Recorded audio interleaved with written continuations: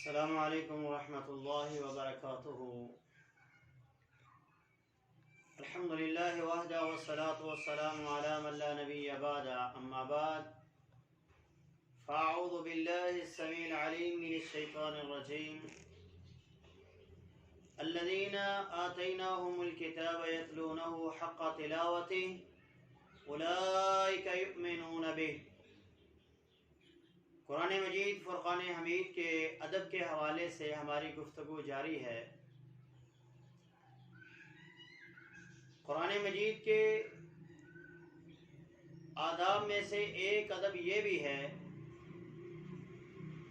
کہ قرآن مجید فرقان حمید کو آہستہ آواز میں پڑھا جائے، جبکہ آہستہ آواز میں اور بلند آواز میں دونوں میں ہی پڑھنا جائز ہے۔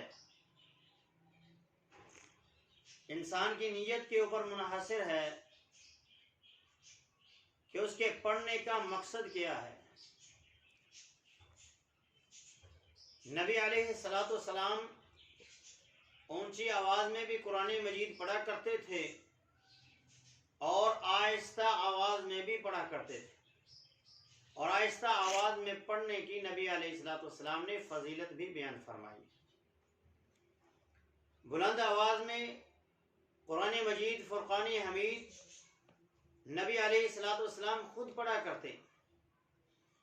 ماں عائشہ رضی اللہ تعالیٰ عنہ فرماتی ہیں کہ نبی علیہ الصلوۃ والسلام نے ایک رات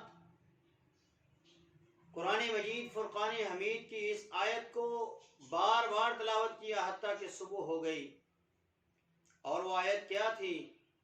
ان تعذبهم فإنهم عبادك وإن تغفر لهم فإنك أنت العزيز الحكيم۔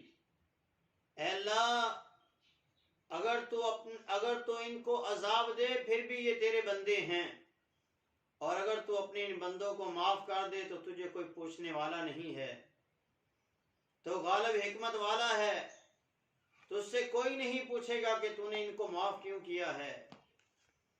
تو نبی علیہ الصلوۃ والسلام اس آیہ مبارکہ کو پوری رات پڑھتے رہے، روتے رہے، یہاں تک کہ اللہ تبارک و تعالیٰ نے اس کے جواب میں کہا اِنَّا سَنُرْضِيكَ وَلَا نَسُوءَكَ۔ اے میرے محبوب، ہم آپ کو راضی کریں گے اور آپ کو ناراض نہیں رہنے دیں گے۔ سبحان اللہ، نبی علیہ الصلوۃ والسلام امت کے لیے کس قدر غمخوار تھے کہ آپ ساری رات ایک ہی آیت کو پڑھتے رہے اور امت کی بخشش کی دعا کرتے رہے۔ نبی علیہ الصلوۃ والسلام نے قرآن مجید کی اس آیت کو اونچی آواز میں پڑھا تو سیدہ عائشہ رضی اللہ عنہ نے اس کو سنا۔ نبی علیہ الصلوۃ والسلام ایک دفعہ مسجد میں تشریف لائے، آپ نے دیکھا ابو بکر صدیق بھی قرآن کی تلاوت کر رہے ہیں اور عمر فاروق بھی قرآن کی تلاوت کر رہے ہیں۔ ایک ان میں سے بلند آواز سے پڑھ رہا تھا اور دوسرا آہستہ آواز میں پڑھ رہا تھا۔ نبی علیہ الصلوۃ والسلام نے آہستہ پڑھنے والے سے پوچھا کہ تو آہستہ آواز میں قرآن کیوں پڑھ رہا ہے؟ تو اس نے کہا میں اس لیے پڑھ رہا ہوں، جو سننے والا ہے وہ بہرا نہیں ہے، وہ تو دلوں کے بھید بھی جانتا ہے۔ نبی علیہ الصلوۃ والسلام نے جو اونچی آواز میں پڑھ رہے تھے ان سے پوچھا تو انہوں نے کہا میرا اونچا پڑھنے کا مقصد یہ ہے کہ جو لوگ قرآن نہیں پڑھ رہے، جو لوگ نماز نہیں پڑھ رہے، جو لوگ سوئے ہوئے ہیں، وہ اٹھ کے اللہ تعالیٰ کی عبادت کے اندر لگ جائیں، ان کے دل کے اندر بھی قرآن کی محبت، ان کے لیے ان کے دل کے اندر اللہ تعالیٰ کی عبادت کی محبت پیدا ہو جائے۔ میرا اونچا پڑھنے کا مقصد یہ ہے۔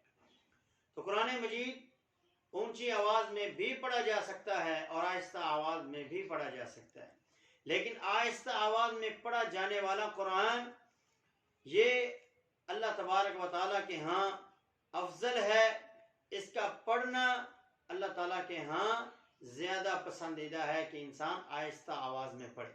رسول اللہ صلی اللہ علیہ وسلم کی حدیث ہے، اس حدیث کو بیان کرنے والے عقبہ بن عامر رضی اللہ تعالیٰ عنہ ہیں، فرماتے ہیں سمعت رسول اللہ صلی اللہ علیہ وسلم یقول، میں نے نبی علیہ الصلوۃ والسلام کو فرماتے ہوئے سنا الجاہر بالقرآن کالجاہر بالصدقہ، جو قرآن کو اونچی آواز میں جہری آواز میں پڑھتا ہے اس کا پڑھنا اس آدمی کی طرح ہے جو جاہری صدقہ کرتا ہے، لوگوں کے سامنے صدقہ کرتا ہے، ہر ایک کے سامنے صدقہ کرتا ہے، والمسر بالقرآن کالمسر بالصدقہ، اور جو چھپا کر اور آہستہ آواز میں قرآن کو پڑھتا ہے اس کا اجر و ثواب ایسے ہے جیسے مخفی صدقہ کیا جاتا ہے۔